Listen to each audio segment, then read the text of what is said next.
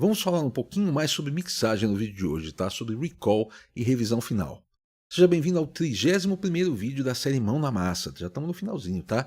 Nessa série você acompanha a produção de uma música completa, desde a composição até o lançamento nas plataformas digitais, passando por gravação, edição, mixagem, masterização, a coisa toda, tá? E hoje eu quero falar um pouquinho sobre recall, tá? Que é uma parte importantíssima na mixagem nos últimos anos há muitos anos já, tá? E para falar sobre recall, eu quero contar um pouquinho da minha história com o recall, tá? Para poder posicionar as coisas e explicar o que eu faço hoje, como é que eu faço um recall. Esse vídeo vai ser só falatório, tá? Então se você quer ver tela de computador, eu mexendo em plugin, não vai acontecer, tá? Mas tem bastante coisa interessante para ser dita aqui, então fica por aí. Bom, primeiro de tudo, eu comecei a trabalhar profissionalmente com produção em 93, mais ou menos, então uns 30 e poucos anos aí. Naquela época, eu trabalhava num estúdio chamado Estúdio 43, a gente tinha uma mesa da Tascam, uma M3700, que ela tinha automação de volumes, tá? Não era nem moving fader, o fader não se movia, mas ele tinha um sistema de VCA onde ele memorizava a posição onde estava o botão e você podia fazer os movimentos, ele gravava esses movimentos, não reproduzia no movimento do fader, tá? Mas reproduzia no áudio. Então você tinha uma automação de VCA e você tinha uma automação dos cuts da mesa, dos mutes da mesa, tá? Você podia cortar os canais também, era tudo que você tinha. Todo o resto era analógico. Então, por exemplo, se você quisesse fazer um recall, terminei uma mixagem. A gente copiava para DAT, tá? DAT, Digital Audio Tape, que era uma fitinha pequenininha, digital. A gente copiava o material para DAT. Se a gente queria fazer um recall, a gente tinha que anotar a posição de todos os botões da mesa. A mesa tinha 32 canais, tinha a seção master, tinha os compressores externos que a gente usava, os efeitos externos que a gente usava, reverbs, delays, etc. E tudo tinha que ser anotado manualmente. A gente pegou um hábito de anotar por hora, tá? Então, por exemplo, se estava nessa posição, a gente falava que era 12 horas, aqui era 1 hora, 2 horas e assim ia, né? Então, a gente anotava no papel, pegava o papel e anotava, ó, o HF High Frequency está em 3 horas, tá? E anota aqui, tal, tá em tantas horas e tudo mais. Isso tomava um tempo terrível, assim, era bastante tempo para a gente fazer. E quando a gente voltava no dia seguinte para fazer um recall, a gente tinha que perder um tempo terrível também para voltar esses botões todos para o lugar. Então vamos dizer que a gente perdesse, assim, sei lá, umas 6 horas para mixar uma música, a gente perdia mais 2, 3 horas para fazer o recall, para anotar tudo. E quando chegasse no outro dia para remixar, a gente perdia umas 2, 3 horas para trazer o recall na mão para o lugar. Então o que acontecia? A gente não fazia na maioria das vezes. A maioria das vezes a gente mixava, depois ouvia em outros lugares e tirava conclusões assim, ó, a voz ficou um pouquinho baixa, mas está passável. Se está passável, está dentro. Entendeu? Não tinha essa coisa que a gente tem hoje, dessa facilidade que a gente tem de sobe meio dB a voz, sabe? Não existia esse tipo de coisa. Por meio dB ninguém fazia um recall de novo. Tá? Não tinha como fazer. Aí quando eu fui pro Estúdio Midas, a gente começou a trabalhar com uma mesa SSL, uma 4000G Plus. E ela já tinha um sistema de Total Recall. Esse Total Recall, apesar de ser total, ele era feito manualmente também. Até algumas pessoas falam, não, mas não pode chamar Total Recall se você tem que fazer na mão a coisa. Sim, pode chamar Total Recall, porque quem patenteou o termo Total Recall foi a SSL. Só eles podem chamar Total Recall. Todas as outras mesas têm que inventar outro termo.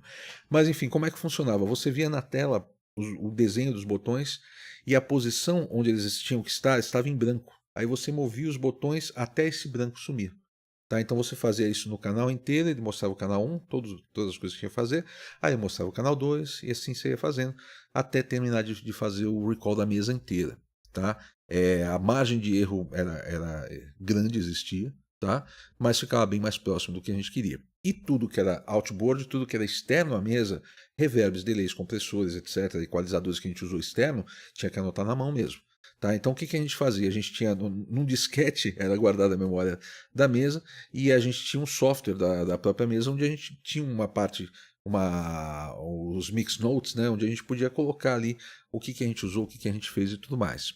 Aí já era um processo mais rápido. Geralmente para um recall a gente demorava, sei lá, 1 hora para fazer o recall, para anotar tudo, e 1 hora para voltar no dia seguinte. Tá? Então era mais rápido e a gente começou já a usar bem mais.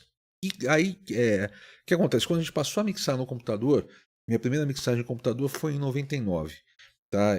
Totalmente no computador. Continuei mixando em mesa e computador durante muitos anos, mas a primeira foi em 99. Quando a gente passou a mixar no computador, aí finalmente a gente podia dar um clique, abrir um projeto e ele está exatamente onde a gente tinha trabalhado, do jeito que a gente tinha trabalhado, sem a gente precisar mexer em mais nada. Então o tempo de demora que a gente tinha era de carregar os plugins, de abrir o software e carregar os plugins. E isso mudou tudo, porque, cara, facilita muito a vida. Tá? Essa coisa de você ouvir e falar, pô, a voz está um pouquinho baixa, sobe meio dB. Sabe, a gente começa a ficar fresco, ficar detalhista pra caramba na coisa e chegar num resultado muito melhor, porque essas minúcias que a gente normalmente deixaria passar, a gente tem condições de fazer. O que é terrível também, por um lado, porque se você não souber onde você quer chegar, você pode se perder totalmente no processo, né? Mas como é que acontece a coisa hoje? Por exemplo, eu tenho vários recalls ao longo de uma mixagem. Primeiro, eu tento mixar de forma artística, eu estou pirando na mix aqui, tentando chegar num acordo e tudo mais. Aí depois, no meu quinto passo da mixagem, naqueles 6 passos que eu falo, eu comparo com uma referência, eu chego num acordo e tal. Tá, terminei minha mix, estou feliz com ela, entre aspas. Eu copio essa mix e eu vou ouvir em vários sistemas diferentes, tá? Em fones de ouvido que eu conheço, no carro, na TV e etc. Tá? O teste do carro é muito comum. Tá, e isso é uma coisa que às vezes as pessoas pensam assim: ah, como eu trabalho num estúdio, num home studio, e eu tenho um par de monitores mais simples, eu tenho que ouvir no carro, porque senão não vai ficar bom. Não, não é só por isso, não. Todo mundo ouve no carro. Tá? Mesmo eu trabalhando no Midas com monitoração Genelec, monitoração NS10 da Yamaha, a gente tinha Quest das caixas grandes também, tinha um par de Tannoy lá dentro, a gente tinha uns falantinhos menores também, tipo falantinho de carro no rack atrás, ficava até de uma forma que a gente ouvia só o rebote deles. Tudo isso a gente passava por tudo isso e mesmo assim a gente levava para ouvir no carro. Tá? Isso é normal, isso é parte do processo, mesmo lá fora as pessoas fazem isso. Tá? Quem não faz está muito confiante, tá? Mas geralmente a gente faz. Tá? Então é parte do processo. Então, vamos dizer, eu fiz minha mixagem, aí eu ouço em vários lugares diferentes, tiro minhas conclusões. Olha, eu acho que sei lá, eu deixei o grave do baixo um pouco fofo, eu deixei a voz está sibilando um pouco, sei lá, o solo de guitarra podia ter menos efeito, isso, aquilo, tal. Eu anoto tudo, volto e refaço. Aí chego num acordo. Ok, não, acho que ainda posso fazer isso, fazer aquilo, o chimbal naquela parte eu posso subir um pouco, eu posso pôr um eco específico aqui nessa parte aqui e tal, beleza.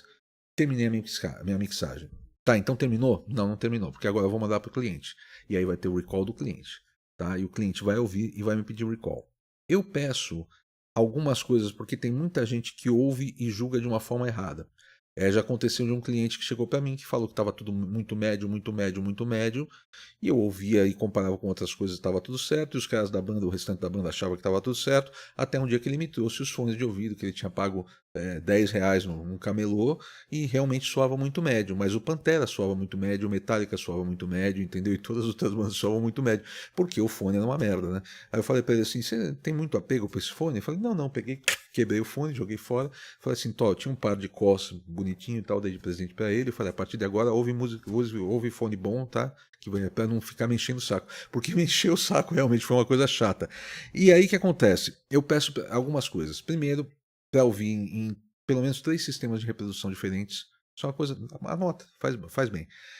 Em 3 sistemas de reprodução diferentes. Então, o fone de ouvido que você está acostumado, o teu carro, falantinho do celular, etc. Sempre que você for ouvir nesses 3 sistemas, ouça comparando com referências que você conhece, que você sabe que soam bem. Porque eu já cansei de pegar situações do cara pegar e falar assim, pô, ouvi no meu celular e não tem grave, cara. Mas você ouviu alguma outra coisa no seu celular também? Para comparar, para ver se não tinha grave? Porque o outro também não vai ter grave. O celular não tem grave. Entendeu? Não vai reproduzir, não tem falante para isso. Você entendeu? Então, compare com outras coisas, para você poder chegar num acordo. Tá? Ouça em volumes diferentes. Tá? Então, você ouve no volume mediano, um volume mais alto, um volume mais baixo. Por que eu falo isso? Já aconteceu diversas vezes do cara colocar num carro para ouvir, e é um carro que está com um sistema de falante zoado, entendeu? E o cara fala para mim, pô, tá saturado. Tua mix está saturada, cara. Eu falo, pô, mas não tem nada saturado aqui, cara. Não faz nenhum sentido você falar que tá saturado. Não, tô ouvindo no meu carro aqui, tá saturado. Tá bom. Abaixa o volume bastante. Baixa bem o volume, ouve no carro. É engraçado, não saturou. Ah, tá. Volta pro volume que tá.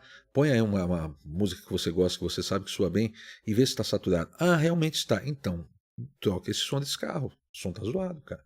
Sabe? E aí, depois que tudo isso acontece, todo esse processo acontece, E vamos dizer que eu trabalho muito com bandas, né? Então são 5 integrantes na banda, é muito comum cada um mandar uma lista de recall diferente, tá? Então um fala para aumentar a voz, outro fala para baixar, outro, né? Então não, é o seguinte, vocês 5 vão chegar num consenso e vocês vão mandar uma lista só do que vocês querem que seja feito. Eu não vou fazer o que cada um quer, porque senão eu vou ficar louco aqui e não vai resolver nada, tá? Então vocês vão chegar num consenso. Se 4 acham que tem que subir a voz e um acha que tem que descer, a voz vai ser mais alta, porque 4 eu acho. Tá? Vocês têm que fazer a votação aí vocês me passam as alterações de vocês, eu vou abrir o projeto aqui, eu vou fazer essas alterações e enviar para vocês. Tá? Essas alterações não podem ser esdrúxulas, tá? Eu não tenho nenhum problema em fazer recall, porque eu acho que assim o artista ele tem que ter liberdade artística, ele tem que pedir o que ele acha que tem que acontecer para aquela música. Às vezes a minha visão a respeito da mix não é a visão que ele teve antes, entendeu? E às vezes a minha visão está incomodando ele. Então tá bom, então vamos tentar achar um acordo melhor, tá? Mas assim, existem coisas que são esdrúxulas, já me pediram para aumentar 8 dBs a voz. Se eu aumentar 8 dBs a voz, vai ficar horrível. Então eu falo sempre assim, eu falo, olha, se eu aumentar vai ficar horrível, você tem certeza disso? Eu acho que a gente pode aumentar um pouquinho. Se o cara for turrão e pedir para aumentar dessa forma, eu aumento e mando, tá? Aí ele ouve e fala, nossa, mas a voz ficou alta pra caramba. 8 dBs, é muita coisa, velho. É muita coisa. Ah, quanto você acha que deve subir? 1 dB. Vamos ver? Aí eu subo 1 dB, mando o cara, pô, agora ficou legal, entendeu? Porque às vezes ele não sabe se comunicar. E a gente precisa, né, ver o que acontece. Eu não discuto muito, isso é uma coisa que eu aprendi no livro do Mixer Man, inclusive, que é um livro legal, o Zen and the Art of Mixing, né? Ele fala que às vezes é mais legal, é mais fácil você fazer a alteração e passar para a pessoa e a pessoa tirar as conclusões do que você ficar argumentando do porquê você não vai fazer a alteração. Sabe? O cara fala assim, não, eu queria a caixa com um monte de efeito. Não, mas muito efeito mesmo, tal, não sei o que. Ok, tal. Em vez de eu explicar para ele, olha, isso vai embolar a música inteira, isso, aquilo, eu falo, não, beleza. Tá bom de efeito assim? Tá, manda para ele, tá. Ele ouve e fala, nossa, mas agora a caixa ficou, o efeito tá absurdo mesmo, né? Não ficou legal. Quanto você acha que tem que subir? Vamos subir 2 dBs, 3 dBs do efeito da caixa e vamos ver o que acontece, sabe? E a gente chega no acordo. Ah, mas Paulo, aí você está contando com uma pessoa que seja coerente. É o mínimo, né? Entendeu? É o que eu tento. Né? Mas, novamente, se o cara for turrão e ele quiser do jeito dele, eu faço do jeito dele, porque ele é o cliente, ele está mandando. E aí vem umas perguntas que eu acho interessantes. Algumas pessoas falam assim, ah, mas você assina a mixagem mesmo se o cara fizer um negócio que compromete a tua mixagem? Sim, claro que sim. A minha visão é muito simples a respeito disso. Se ficar uma porcaria, não vai fazer sucesso, as pessoas não vão ouvir, entendeu? Então não vai fazer a mínima diferença saber quem mixou, ou não saber quem mixou. Se ficar uma porcaria e fizer sucesso, aí vira referência. Aí as pessoas querem ter aquele som. Então eu ter mixado vai ser bom. Se ficar bom e ficarem sabendo o que eu fiz, é bom para mim. Então assim, eu só saio ganhando, cara. Não tem por que discutir, sabe? Mas assim, basicamente é isso que eu queria falar sobre o recall. É bastante interessante assim, porque você lida com a forma da pessoa perceber a música e a tua forma de perceber a música, e você tem que alinhar essas duas expectativas, tá, para fazer a coisa funcionar. Então, nem sempre é fácil, mas é parte do processo, tá? Semana que vem tem mais vídeo. Lembrando que continua a rifa dos meus monitores Neumann, os meus KH120, por R$19, tá? Tá muito em conta. Continua a rifa, eu vou deixar um link aqui na descrição do vídeo. Se você quiser aprender mais sobre mixagem comigo, eu tenho um curso completinho chamado Mixando a Sua Música, que é muito legal, mas só adquira esse curso se você quiser realmente aprender a mixar, porque é muita coisa, é muito material, tá? É para estudar mesmo, é coisa séria. Não pense que você vai comprar o curso, vai dar uma olhadinha. Não, não. São acho que 600 horas de material todo. Tá? Então, só se você tiver muito a fim de estudar.